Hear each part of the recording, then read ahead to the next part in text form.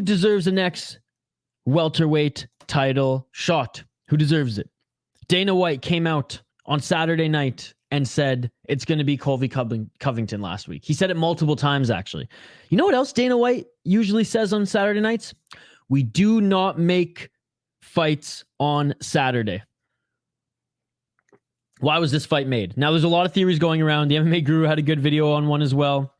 Could have something to do with the UFC guaranteeing Colby a title shot if he drops the charges against Masvidal.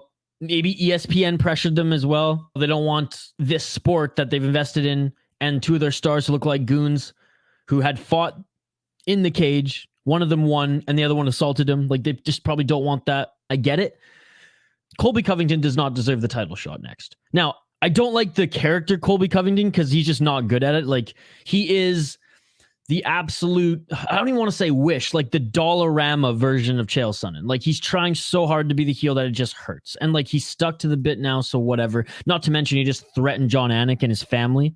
Like, threatened to kill him on an interview. He's not even a journalist. He's a broadcaster. But anyways, that's besides the point. He hasn't fought in over a year. Okay, he won his last fight to Jorge Masvidal, who was ranked, what, like 5 or 6 at the time? And then he lost twice before then. Look at Belal Muhammad. Now, this is where I'll bring some of the graphics in here. Let's take a look at Belal Muhammad. He's on an absolute crazy win streak right now. Okay, so he's 100% in contention. He's 100% a guy who should be looked at as a potential next guy in line. Is there a meritocracy in the UFC? Not really, but there is rankings for a reason. He's 22-3, okay? 13-3 in the UFC. Look at his win streak. So his last fight, he beat an undefeated Sean Brady, a stand-up guy who he stood up with and beat him up.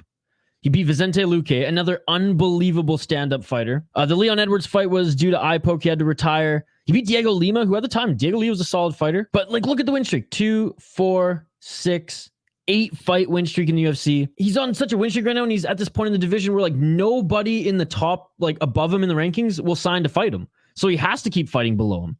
So Belal Muhammad is definitely one that I think deserves the title shot next. Khamzat Chimaev, like Alex Pereira, who's already just starting cutting weight, okay? Pereira's cutting weight like weeks before his fight, okay?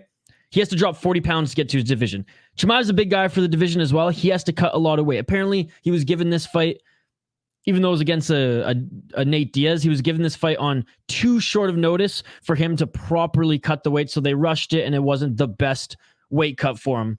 And that's why he had some complications. He said he would have still tried to make the weight, but someone on his team or someone in the UFC called the doctor. The doctor came in and said, look, this is my job. I'm going to tell you when something's unhealthy. Stop doing it. So by the time he went to weigh in, he'd already rehydrated enough that that's where the 7 pounds came from.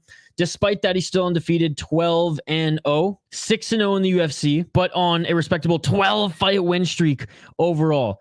Kevin Holland, Gilbert Burns, beat Jack Hermanson in wrestling. I was outside of UFC. Li Jingliang, Gerald Mearshart, Rise McKee, John Phillips. And these were in days of each other. 10 days of each other.